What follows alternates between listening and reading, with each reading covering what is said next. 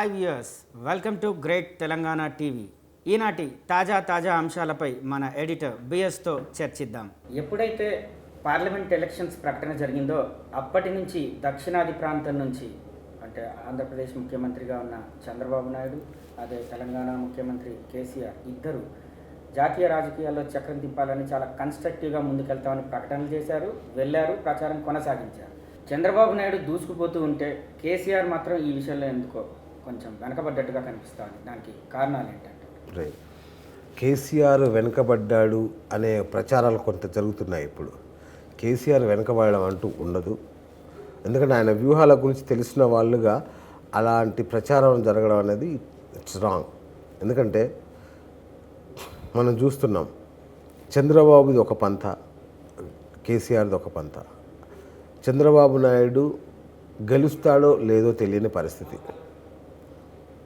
కాకపోతే ఆయన కాంగ్రెస్తో కూడిన యూపీఏలో భాగస్వామి.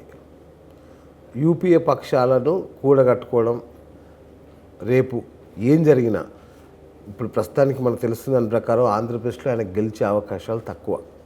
ఈ నేపథ్యంలో తనకు వచ్చే ఎంపీలతో ఆయన దేశ రాజకీయాల్లో చక్రం తిప్పాలి.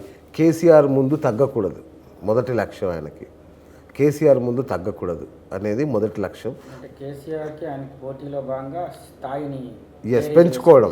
ఎందుకంటే ఎప్పుడు దేశ రాజకీయాల పట్ల చంద్రబాబు నాయుడు అనాసక్తిగానే ఉండేవాడు. ఆయనకి ప్రధానమంత్రి అవకాశం వచ్చినా తిరస్కరించాలని ఆయనే చెప్పుకుంటాడు. సో నాకు రాష్ట్రమే ముఖ్యం అని చెప్పిన చంద్రబాబు నాయుడు ఈరోజు ఎలక్షన్స్ అయిపోయి ఈ 40 రోజుల వ్యవధిని కూడా వాడుకునే విధంగా ఒక్కరోజు కూడా విశ్రాంతి తీసుకోవాలి. ఆయన సహచరులు, పార్టీ సహచరులు అందరూ హ్యాపీగా ఎక్కడోళ్ళు అక్కడ రెస్ట్ తీసుకుంటున్నారు, మిగతా నాయకులు, ఆంధ్రప్రదేశ్లో నాయకులు. చంద్రబాబు నాయుడు మాత్రం నెక్స్ట్ డే నుంచి ఢిల్లీకి వెళ్ళిపోవడం దగ్గర నుంచి తమిళనాడు అన్ని చోట్లకు తిరుగుతున్నాడు, వాళ్లకు ప్రచారం చేస్తున్నాడు. ఎందుకు బెంగాల్, ఢిల్లీ అన్ని చోట్లకి ఎందుకు వెళ్తున్నాడు? ఆయనకి కేసీఆర్ అంతుపట్టట్లా. ఫస్ట్ ఏం చేయబోతున్నాడు కేసీఆర్ అనేది ఇప్పుడు మీరు అడిగినట్లుగా మిగతా వాళ్ళు ప్రచారం చేసుకున్నట్లుగానే కేసీఆర్ వ్యూహాలు ఆయనకు అంతుపట్టట్లా, చిక్కట్లేదు. ఎందుకంటే మీరు గమనించి ఉంటారు, మొన్న ఆంధ్రప్రదేశ్ ఎన్నికలప్పుడు కేసీఆర్ను పదే విమర్శించాడు.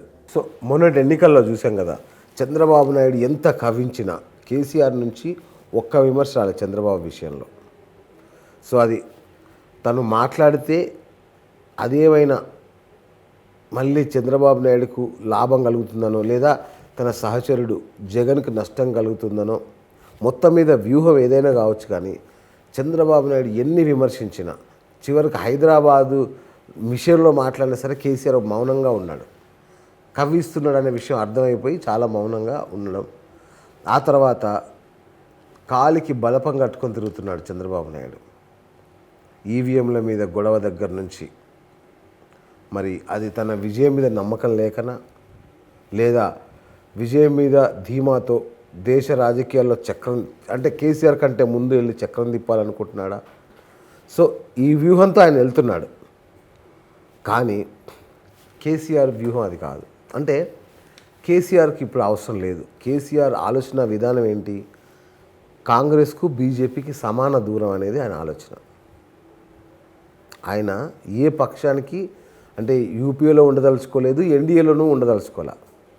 ఆయన ఒక తృతీయ ప్రత్యామ్నాయం గురించి మాట్లాడుతున్నాడు, ఫెడరల్ ఫ్రంట్ గురించి మాట్లాడుతున్నారు, కాంగ్రెస్ అనుకూల బీజేపీ అనుకూలత లేని పక్షాల గురించి మాట్లాడుతున్నారు. వాళ్ళ గొంతుకగా మారాలని ఆయన ఆలోచిస్తున్నారు.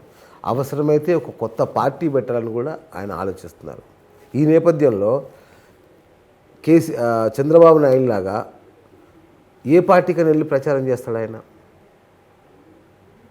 ఏదో ఆల్మోస్ట్ ఇప్పుడు పోటీలో ఉన్న అన్ని పార్టీలు ఏదో ఒక పక్షంలో ఉన్నాయి. అంటే ఫెడరల్ ఫ్రంట్ అన్నప్పుడు కొన్ని పార్టీల రైట్. అయితే పార్టీలు లేకుండా పోతే ఎట్లా? ఒక పార్టీ మాత్రం ఈ రెండింటికి సమాన దూరంగా ఉండే పార్టీలే ఆయనకు కావాలి. అలా ఏమన్నా రైట్. ఒక జగన్ ఉన్నాడు, ప్రస్తుతానికి చేతిలో జగన్ ఉన్నాడు. డెఫినెట్గా 100% జగన్ ప్రకటించినట్టుగా అవసరంలా. జగన్ కేటీఆర్ కలుసుకున్నారు. ఆయన ఎన్డీఏకు దూరంగానే ఉంటాడు, కాంగ్రెస్కు దూరంగానే ఉంటాడు. సో అంతర్గతంగా వీళ్ళు ఒకటని చెప్పచ్చు. అంతర్గత బహిరంగంగా కూడా చెప్పొచ్చు. ఎందుకంటే వీళ్ళు ఎప్పటి నుంచో చెప్తూనే ఉన్నారు. ఫెడరల్ ఫ్రంట్లో వీళ్ళు ఒకటి. ఎస్, ఫెడరల్ ఫ్రంట్లో తెలుగు రాష్ట్రాలు భాగస్వాములు, అంటే పక్కాగా చెప్పదగ్గ అంటే ఫెడరల్ ఫ్రంట్ పునాది అనేది తెలుగు వీళ్ళిద్దరు. ఎస్, తెలుగు రాష్ట్రాల్లోంచే. ఇప్పుడు అక్కడ జగన్ ముఖ్యమంత్రి అయితే కనుక ఫెడరల్ ఫ్రంట్ అద్భుతంగా ఉండబోతుంది. ఎస్, ఎందుకంటే ఆల్రెడీ కేసీఆర్ ప్రకటించారు మాతో 100 నుంచి 160 మంది ఉన్నారు ఎంపీలు అని. ఇప్పుడు ఎవరైతే ఈ అధికారంలో ఉండి ఇప్పుడు పోటీలో ఎవరైతే ప్రాంతీయ పార్టీలు ఇన్నాళ్ళు అధికారాన్ని అనుభవించి ఇప్పుడు పోటీకి దిగుతున్నాయో వాళ్ళు ఎవరు గెలుస్తారో తెలియదు, ఎవరు ఓడిపోతారో తెలియదు. అంటే ఇది అంతర్గతం నేను అనుకుంటున్నా. సో గెలిచిన వాళ్ళతో పొత్తు పెట్టుకోవాలనేది కేసీఆర్ ఆలోచన. అదే వ్యూహం కనుక అందుకే ఆయన ఒక మీటింగ్లో కూడా ప్రకటించారు, మేము జగన్ కలిస్తే 36-37 సీట్లు ఆయన 36 అనే దాన్ని బేస్ అక్కడ పెట్టుకొని ఆ బేస్ నుంచి ఆయన తనతో పాటు తటస్థంగా ఉండే వాళ్ళందరినీ గెలిచిన వాళ్ళని మళ్ళీ ఇప్పుడే వెళ్ళి వాళ్ళ తరఫున ప్రచారం చేసి వాళ్ళు ఓడిపోయి వాళ్ళు అసలు లేకుండా పోయే పరిస్థితి ఉంటే థర్డ్ ఫ్రంట్కి కష్టం, ఏదైతే ఫెడరల్ ఫ్రంట్కి ఇబ్బంది అవుతుంది. అందుకని గెలుపు గుర్రాలు ఎవరైతే గెలిచి పార్లమెంటుకు వస్తారో వాళ్ళలో బీజేపీకి కాంగ్రెస్కు దూరంగా ఉంటారో వాళ్ళందరినీ సమీకరించే వ్యూహంలో కేసీఆర్ ఉన్నాడు. కాబట్టి బాబులాగా అలా పరిగెత్తు అందరితో కలిసి వాళ్ళందరితో చేయాల్సిన అవసరం లేదు. దీనికి అంతర్గతంగా ఆయన ఎప్పుడో ప్రణాళిక రచించి పెట్టుకున్నాడు, మనకు తెలిసిందే అది. అంటే ఈ రకంగా మనం భావించవచ్చు అంటారా? పదే టీఆర్ఎస్ పబ్లిక్ మీటింగ్స్లో సీఎం కేసీఆర్ ఏం చెప్పారంటే 150 బీజేపీ దాటదు, 100 కాంగ్రెస్ దాటదు, అంటే రమారంగి 250 సీట్లు, మిగతా 110 సీట్లు మావని అంటున్నారు. అంటే ఎలక్షన్స్ తర్వాత రిజల్ట్స్ ఇద్దరికి రానప్పుడు మాత్రమే ఫెడరల్ ఫ్రంట్ ఏర్పాటు చేసే ప్రయత్నం చేస్తారంటారా? అలా ఏం ఉండదు. ఫెడరల్ ఫ్రంట్కి కావాల్సిన సంఖ్యాబలం ఉంది. ఎవరైతే ఒకవేళ, ఎందుకంటే ఎన్డీఏ కానీ యూపీఏ కానీ వాళ్ళ సొంతంగా, అంటే ఆయన చెప్పింది చాలా వ్యూహాత్మకంగా చెప్పారు, బీజేపీకి కాంగ్రెస్కు అన్నాడు కానీ ఎన్డీఏకు యూపీఏకి అనలేదు ఆయన. సో ఎన్డీఏకు ఎక్కువనే ఉంటాయి, యూపీఏకి ఎక్కువనే ఉంటాయి. ఆయన చెప్పింది ఏంటిది, కాంగ్రెస్కు బీజేపీకి అని. సో నిజం కూడా వాస్తవం కూడా అంతే. అంటే ఇండివిజువల్గా ఆ పార్టీలకి ఆ స్థాయి రాదు, అంటే సంపూర్ణ మెజారిటీ ఈసారి రాదు అనేది ఆయన భావన. సో అలా కనుక రాని పక్షంలో ఈయన తన రాజకీయ వ్యూహాలకు పదును పెట్టవచ్చు. వీళ్ళ దగ్గర సంఖ్యాబలం కనుక బాగుంటే, అంటే 16కు 16 సీట్లు ఈయన గెలుచుకొని అక్కడ జగన్ కూడా అద్భుతమైన సంఖ్యాబలం తెచ్చుకొని ముఖ్యమంత్రి అయ్యి అనుకున్నట్టు కనుక జరిగితే ఫెడరల్ ఫ్రంట్ లేదా కొత్త జాతీయ పార్టీ ఉద్భవించడం ఖాయం. ప్రస్తుతానికి అస్త్రాలన్నీ సిద్ధం చేసుకుంటున్నారు. ఎస్, అంతే. Thank you sir. మీరు సమగ్రమైన విషయాలను జీటీటీవీ ప్రేక్షకులకు అందించారు.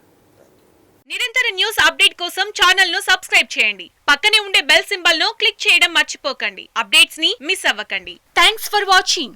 Please like, comment, share. Follow on Facebook, Google+, Twitter, Instagram. For more updates, please subscribe Great Telangana TV.